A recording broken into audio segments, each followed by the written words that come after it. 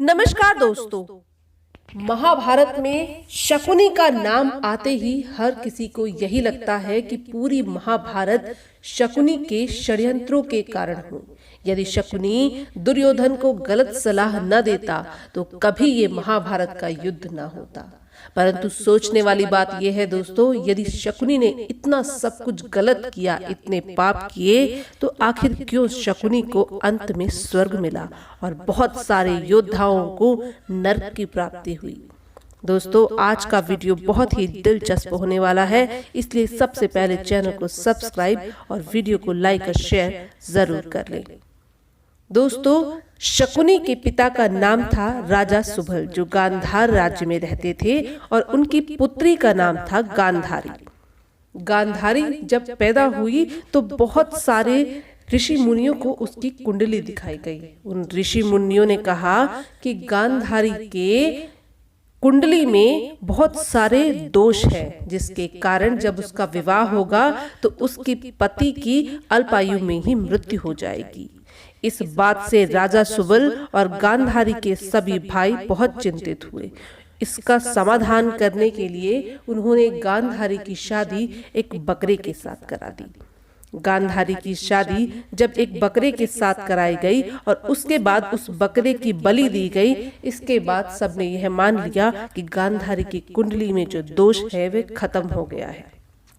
अब इस विवाह के पश्चात राजा सुबल और उनके सभी भाइयों ने मिलकर गांधारी का विवाह पांडु के छोटे भाई धृतराष्ट्र से कर दिया, जो जन्म से ही अंधे थे, परंतु उनका राज्य साम्राज्य बहुत ही बड़ा था।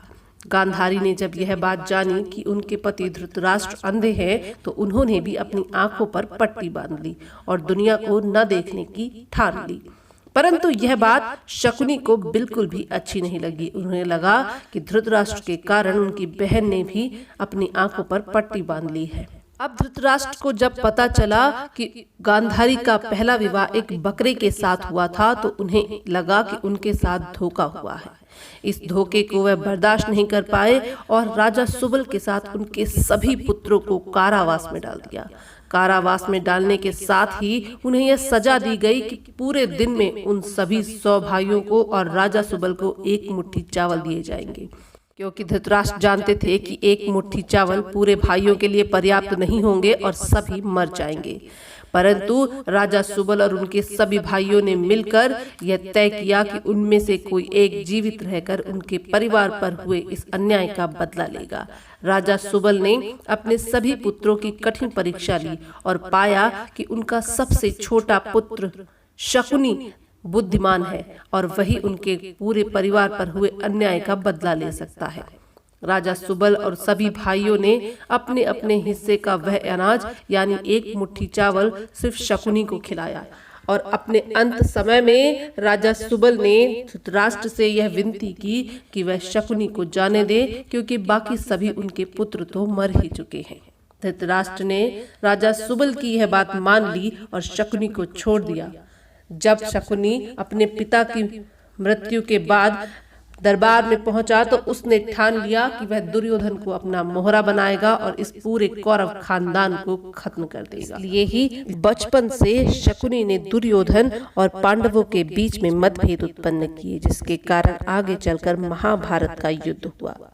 युद्ध में शकुनी खुद भी मारा जाएगा, यह वह भली भांति जानता था, पर उसका सबसे पहला और आखिरी लक्ष्य था कौरवों का विनाश, राजा धृतराष्ट्र का विनाश, जिसके लिए उसने अपने प्राण भी गंवा दिए।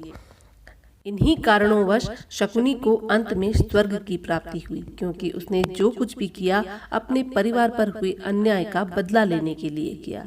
इसके अलावा कोई षड्यंत्र उसका ऐसा नहीं था जिसमें उसने स्वयं किसी स्त्री का अपमान किया हो या कोई और अनर्थ किया हो। उसने सिर्फ और सिर्फ दुर्योधन को सलाह देने का ही कार्य किया था। मृत्यु की शैया पर लेटे शकुनी ने भगवान श्री कृष्ण से यही सारी बातें कही। उसने कहा, हे भगवान, मैं जानता था कि आप ही पर ब्रह्म हो, आपके सामने कोई नहीं टिक पाएगा, इसीलिए यह सारी घटना मैंने रची।